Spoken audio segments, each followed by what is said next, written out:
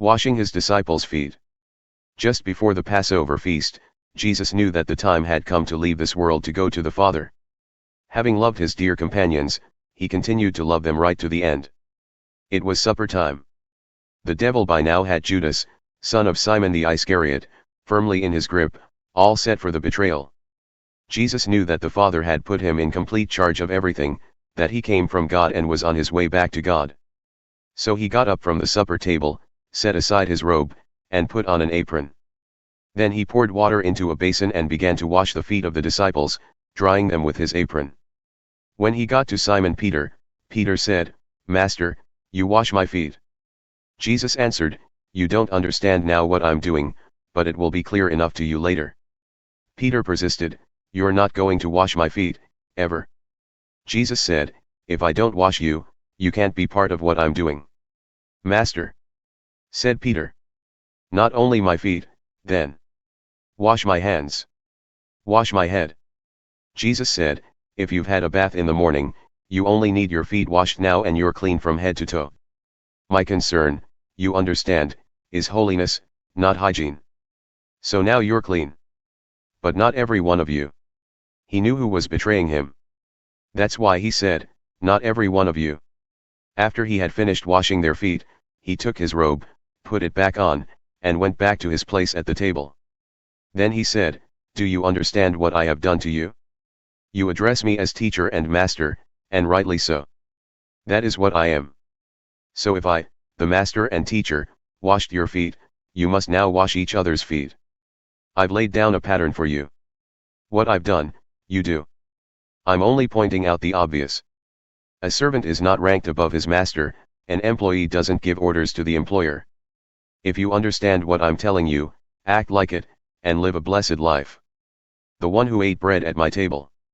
I'm not including all of you in this. I know precisely whom I've selected, so as not to interfere with the fulfillment of this scripture. The one who ate bread at my table will stab me in the back. I'm telling you all this ahead of time so that when it happens you will believe that I am who I say I am. Make sure you get this right. Receiving someone I send is the same as receiving me, just as receiving me is the same as receiving the one who sent me." After he said these things, Jesus became visibly upset, and then he told them why. "One of you is going to betray me." The disciples looked around at one another, wondering who on earth he was talking about. One of the disciples, the one Jesus loved dearly, was reclining against him, his head on his shoulder. Peter motioned to him to ask who Jesus might be talking about. So, being the closest, he said, "Master, who?" Jesus said, "The one to whom I give this crust of bread after I've dipped it." Then he dipped the crust and gave it to Judas, son of Simon the Iscariot. As soon as the bread was in his hand, Satan entered him. "What you must do," said Jesus, "do. Do it and get it over with." No one around the supper table knew why he said this to him.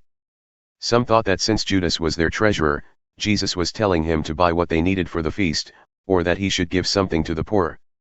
Judas, with the piece of bread, left. It was night. A new command.